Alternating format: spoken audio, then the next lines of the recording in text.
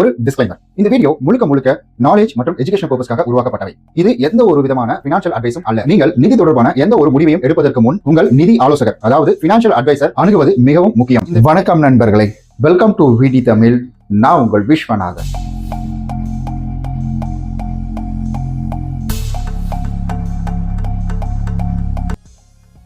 நம்முடைய சப்ஸ்கிரைபர் ஒருத்தர் நம்ம கிட்ட இந்த கேள்வியை கேட்டிருந்தாரு. அதாவது நம்ம ஒருத்தர்கிட்ட காசு கொடுத்துருக்குறோம், அது கைமாத்தாகவோ இல்லை வந்துட்டு நம்ம ஒருத்தர்கிட்ட பணம் கொடுத்துருக்குறோம் அப்படின்ற பட்சத்தில் அந்த பணத்தை திரும்ப தர மாட்டேன்றாங்க. இன்னும் குறிப்பாக சொல்லணும்னா அவர் சொல்லியிருந்து என்னன்னு காட்டுறாருங்க. சொந்தக்காரங்க அவசரம்னு கேட்டு வாங்கிய நகை திரும்ப தரலை, அதே போல் பணமும் வாங்கியது திரும்ப தரலை. இதை எப்படி வாங்கிறது, இதுக்கு ஒரு ஐடியா சொல்லுங்க அப்படின்ற மாதிரி வந்துட்டு நம்ம கிட்ட கேட்டிருந்தாரு. ஸோ இது வந்துட்டு எப்படி அப்படின்னா, இந்த மாதிரி இன்சிடென்ட் அப்படின்றது நிறைய பேருக்கு நடந்திருக்கு. இப்போ நான் ஆல்ரெடி சொந்தக்காரங்க மோசடி அப்படின்னு சொல்லிட்டு ஒரு ஆப் ஒன்று இருக்குது அப்படின்ற மாதிரி சொல்லியிருந்தேன் இல்லைங்களா. அதாவது என்ன நடந்திருக்குன்னா, எங்கள் ரிலேட்டிவ்ல ஒருத்தருக்கே வந்து என்ன நடந்திருக்குன்னா, அதே சொந்தக்காரங்க என்ன பண்ணியிருக்காங்கன்னா, அதாவது இப்போ நீங்கள் எனக்கு ஒரு லோன் எடுத்து தாங்க, அவங்களுக்கு வந்துட்டு நிறைய வருமானம் இருக்குது அப்படின்றதுனால அவங்களுக்கு லோன் ஈஸியாக கிடைச்சிரும். அவங்க கொஞ்சம் வந்துட்டு இந்த ஃபீல்டில் இருக்கிறதுனால அதனால என்னன்னா, நீங்கள் எனக்கு லோன் எடுத்து தாங்க, அந்த லோனை வந்து நம்ம ஒரு லேடி ஒருத்தவங்க இருக்கிறாங்க, அந்த காசை நம்ம அவங்கள்ட்ட கொடுத்துடலாம், 1 லட்ச ரூபா ஒரு எடுத்துக்காட்டுக்கு கொடுத்துடலாம். அப்போ அவங்க என்ன பண்ணுவாங்கன்னா, நமக்கு மாதம் வந்துட்டு ஒரு 5000 ரூபா வட்டி மாதிரி கொடுத்துருவாங்க, அந்த லோனையும் அவங்க ரீபேமெண்ட்டும் பண்ணிடுவாங்க அப்படின்ற மாதிரி சொல்லி அதை சொல்லி கேட்ட உடனே இவங்களுக்கு வந்துட்டு சரி ஓகே, ஏதாவது ஒரு வகையில் லோன் ரீபேமெண்ட்டும் பண்ணிடுவாங்க, நமக்கு 5000 கிடைக்குது அப்படின்றதுனால அவங்க என்ன பண்ணிட்டாங்கன்னா, ஒரு ஆசையில் அந்த லோனை வாங்கி உங்களுக்கு கொடுத்துட்டாங்க. லோனை வாங்கி கொடுத்த உடனே நீங்கள் நினைப்பீங்க அந்த சொந்தக்காரங்க தான் இதை எடுத்துகிட்டு போயிட்டாங்கன்னு நினைப்பீங்க. ஆனால் கிடையாதுங்க. லோனை வாங்கி கொடுத்துருக்குறாங்க. அந்த லோன் வாங்கி 1 லட்ச ரூபா வாங்கி அந்த மீடியேட்டராக இருந்தவங்கலாம் எடுத்துகிட்டு போகல, இன்னொருத்தவங்க அதை வாங்க சொன்னாங்க பார்த்தீங்கன்னா, நான் 5000 தரேன்னு, அவங்க என்ன பண்ணிட்டாங்கன்னா அந்த காசை எடுத்துகிட்டு எஸ்கேப் ஆயிட்டாங்க. இந்த மாதிரி நிறைய பேர்கிட்ட வாங்கி ஒரு பல்க் அமௌண்ட் சேர்ற வரைக்கும் வெயிட் பண்ணியிருக்காங்க. அது வரைக்கும் இஎம்ஐயும் இவங்களுக்கு ஒரு 5000 கொடுத்துட்டு இருந்திருக்காங்க. அதுக்கு அடுத்தது பார்த்தீங்கன்னா, ஸோ இவங்க ஒரு பல்க் அமௌண்ட் சேர்ந்த உடனே அதை எடுத்துகிட்டு ஆள் வந்து எஸ்கேப் ஆயிட்டாங்க. ஸோ இந்த மாதிரியும் நடக்குது. அப்புறம் இன்னொரு ஒரு படி மேலே போயிட்டு, அதாவது ஒரு ஆயில் கம்பெனி இருக்கு, அந்த ஆயில் கம்பெனியில் நீங்கள் காசு போட்டிங்கன்னா உங்களுக்கு வந்துட்டு ஒரு மாதம் அவங்க வட்டின்னு கொடுப்பாங்க, நீங்கள் ஒரு 1 லட்ச ரூபா கொடுத்தீங்கன்னா வந்து 5000 ரூபா கொடுப்பாங்க அப்படின்ற மாதிரி சொல்லி இது போன்ற செயல்களும் நடந்துகிட்டு இருக்கு. இந்த மாதிரி என்கிட்டயே வந்துட்டு கேட்டாங்க. நான் ரொம்ப வருஷத்துக்கு முன்னாடி ஒரு 6-7 வருஷம் இருக்கும்னு நினைக்கிறேன். அந்த டைமில் வந்துட்டு ஒருத்தர்கிட்ட வந்து காசு வாங்கியிருந்தேன், கைமாத்தான் வாங்கியிருந்தேன். ஆனால் அப்புறம் கடைசியில் வட்டின்ட்டாரு. ஸோ அவர்கிட்ட வாங்கி நான் மாதம் ஒரு தொகை அப்படின்ட்டு கொடுத்தேன். வாங்கினது 10,000, ஆனால் 12 மாதத்துக்கு நான் 1000 ரூபா கொடுத்துட்டு இருந்தேன். 10,000 முடிஞ்சிச்சு. அதுக்கப்புறம் அந்த காசையும் கொடுத்து முடிச்சிட்டானா அது வேறு விஷயம், செகண்டரி, நம்ம ஒத்துக்கிட்டு தான் வாங்கினா அது வேறு விஷயம். ஸோ ரொம்ப அதிகமாக போனால் நம்ம கேள்வி கேட்கலாம். இந்த மாதிரி நடந்துச்சு. அப்படி நடக்கும்போது என்னாச்சுன்னா, அவர் என்கிட்ட சொல்லியிருந்தாரு, அண்ணே ஒரு 2 லட்ச ரூபா இருந்தால் ரெடி பண்ணி கொடுங்க, போட்டுடலாம், மாதம் ஒரு 30,000 வரும்ல அப்படின்ற மாதிரி என்கிட்ட சொல்லி கேட்டார். அப்போ தான் நான் யோசிச்சு பார்த்தேன், எந்த மடையிலும் இந்த மாதிரி கொடுக்க மாட்டானே. RBI ரெப்போ ரேட்டே வந்துட்டு 5%, 5.5 தான் கொடுக்குறாங்க. இவன் எப்படா வந்துட்டு 15% எப்படா கொடுப்பான், அது வட்டி திரும்ப வந்துட்டு நீங்கள் ஃபிக்ஸட் டெபாசிட்டில் போட்டாலே அது கிடையாது. நீங்கள் வட்டி காசே மினிமம் 5% ஆரம்பிக்குது அப்படின்ற பேங்க்ல லோன் எடுக்கும்போது 15% ஆரம்பிக்குது. அதையே அப்புறம் நமக்கு தூக்கி கொடுப்பாங்க. அந்த ஒரு லாஜிக் யோசிச்சு பார்த்து, இல்லை அதெல்லாம் முடியாதுண்ணே, அதெல்லாம் வாய்ப்பே கிடையாது, என்கிட்ட பணமும் இல்லை, எனக்கு வந்து நானே உங்கள்கிட்ட காசு வாங்கியிருக்கேன், நான் என்ன போய் பண்ணுறது அப்படின்ற மாதிரி சொல்லி அதை சமாளிச்சு விட்டுட்டேன் நான். அதுக்கப்புறம் அவர் போய் போட்டிருக்காரு, தலைவர் போய் போட்டிருக்காரு, மொத்தமாக வந்து காலி பண்ணி விட்டாங்க. 1 லட்ச ரூபா தூக்கிட்டு அதுக்கப்புறம் ஃபோன் எடுக்கல, எதுவுமே எடுக்கல, யாருமே லைனுக்குள்ளே வரலையா. இந்த மாதிரியும் கும்பல் சுற்றிட்டு இருக்காங்க. இப்படின்னா இன்னும் ஒரு படி மேலே போயிட்டு பக்கத்து வீட்டில் கைமாத்து வாங்குறது, இந்த மாதிரி விஷயங்கள், இது இப்படி மறுக்கி தான் ஒருத்தர்கிட்ட காசு வாங்குறது, கொடுக்காம இருக்கிறது, இந்த மாதிரி விஷயங்கள் அப்படின்றது வருது. இந்த இடத்துல நான் அடிக்கடி சொல்லக்கூடிய வார்த்தை இதுதான், இன்டென்ஷனல் டிஃபால்ட்டர், சிச்சுவேஷனல் டிஃபால்ட்டர். வேணும்னே பணம் கட்டாமல் இருக்கிறவங்க, சந்தர்ப்ப சூழ்நிலை, உடம்பு சரியில்லை, ஏதாவது முக்கியமான மேஜர் இஷ்யூனால பணம் கட்டாமல் இருக்கிறாங்க. இவங்க 2 பேர்த்தையும் சேர்த்து பார்க்க மாட்டேன் நான் எப்பவுமே.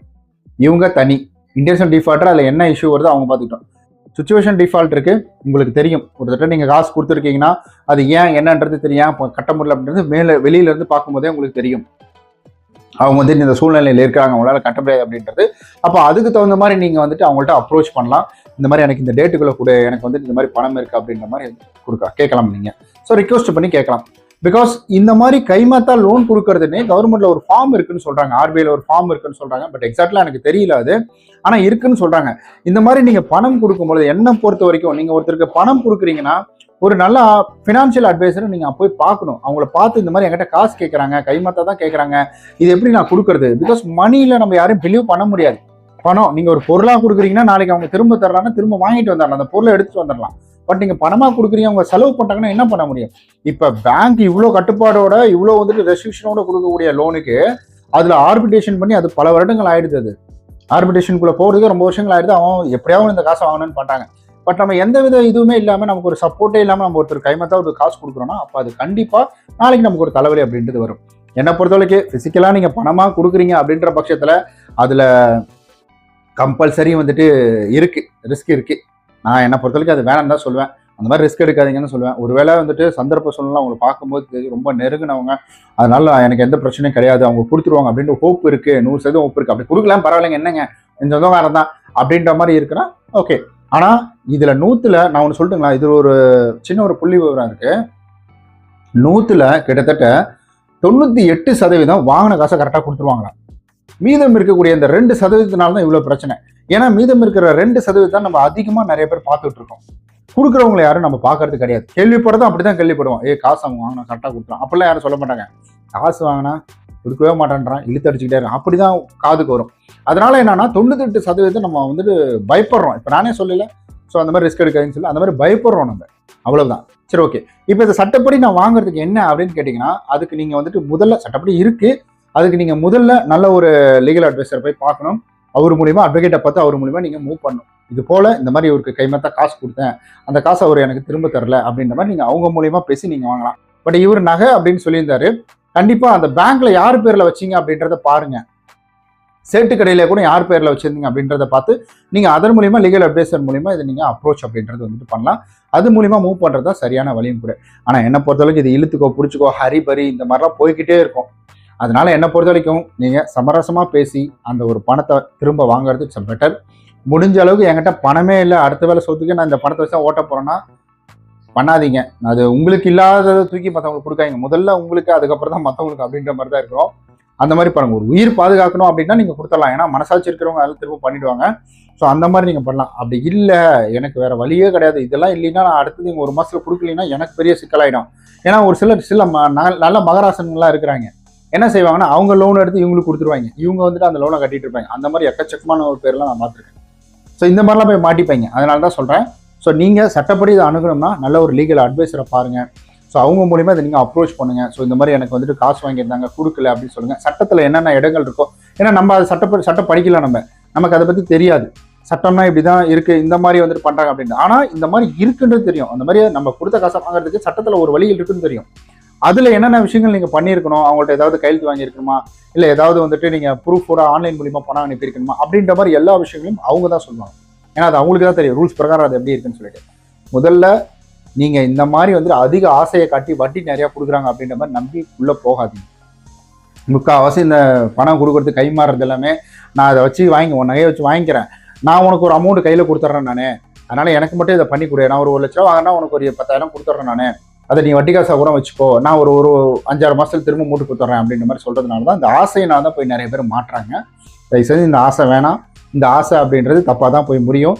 பணம் அப்படின்றது ஸோ ஒன்று இதுக்கு கொடுங்க, ரொம்ப கஷ்டப்படுறாங்க அப்படின்றத இருந்தாலும் இல்லைனாலும் பரவாயில்லன்னு கொடுங்க. அப்படி இல்லை அப்படின்னா வட்டிக்கு ஆசைப்பட்டு கொடுக்காதீங்க. இதெல்லாம் வச்சு தான் சின்ன மீனை போட்டு பெரிய மீனை பிடிக்கிறக்காக தான், புழுவை போட்டு மீனை பிடிக்கிறக்காக தான். அந்த மாதிரி தான் நிறைய பேர் வந்துட்டு இந்த மாதிரி சொந்தக்காரங்க லோன் எடுத்து கொடுக்குறது, அவங்க 5,000 கடனா 10,000 தர மாதம்னு சொன்னாங்க லோன் எடுத்து கொடுக்குறது, இந்த மாதிரி விஷயங்கள் எல்லாமே போயிட்டுருக்கு.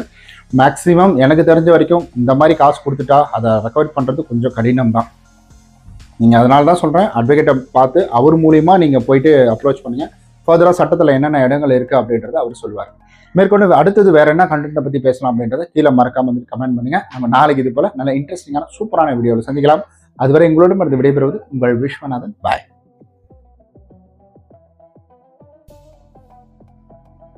இந்த வீடியோவில் நான் பகிர்ந்துள்ள தகவல்கள் அனைத்தும் பொதுவாக கிடைக்கும் தகவல்கள் மற்றும் என்னுடைய 8 வருட அனுபவத்தை அடிப்படையாக கொண்டது.